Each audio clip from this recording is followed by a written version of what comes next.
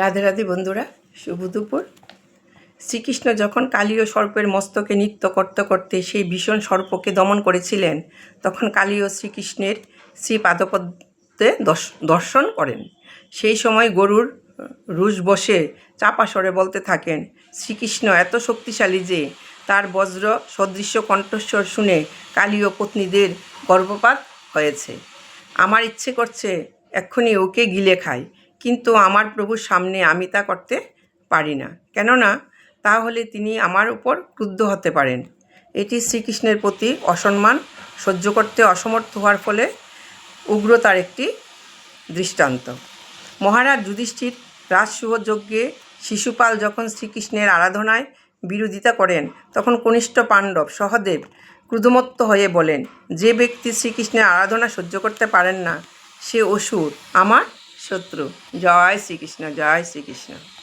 তাই তার মধুমত্ত মস্তকে আমি যমদণ্ড থেকেও ভয়ঙ্কর আমার বাম পদের দ্বারা আঘাত করতে ইচ্ছা করি।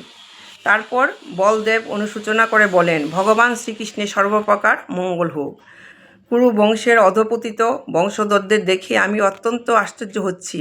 তারা অন্যায়ভাবে কুরু সিংহাসন দখল করেছেন এবং চক্রান্ত করে কৃষ্ণকে অপমান করেছেন।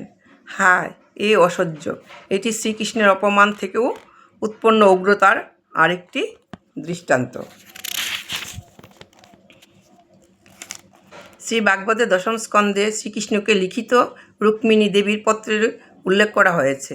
অন্য কোনো পুরুষের সঙ্গে তার বিবাহ হওয়ার পূর্বে শ্রীকৃষ্ণ যেন তাকে অপহরণ করে নিয়ে যান। এই অনুরোধ করে রুক্মিণী দেবী লিখেছিলেন, হে প্রাণনাথ, যে সমস্ত মহিষীরা সব রকম জড় কলুষ থেকে মুক্ত হয়েছেন, তারা আপনার অপ্রাকৃত মহিমা কীর্তন করেন এবং তার ফলে আপনি আপনার এই সমস্ত ভক্তদের কাছে নিজেকে সম্পূর্ণভাবে বিতরণ করে দেন। আপনার কৃপা কটাক্ষের ফলে যেমন অশেষ কল্যাণ সাধিত হয়, তেমনি আপনার ইচ্ছার অনন্তকালের প্রভাবে সমস্ত সুখ তিরোহিত হয়ে যেতে পারে। তাই আমি ব্রহ্মা, ইন্দ্র আদি মহান পুরুষদের পরিত্যাগ করে আপনাকেই প্রতিরূপে বরণ করেছি। রাধে রাধে।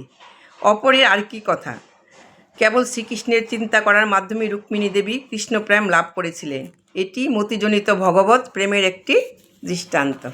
রাধে রাধে বন্ধুরা, তোমাদের পাঠ কেমন লেগেছে কমেন্ট করে জানাবে।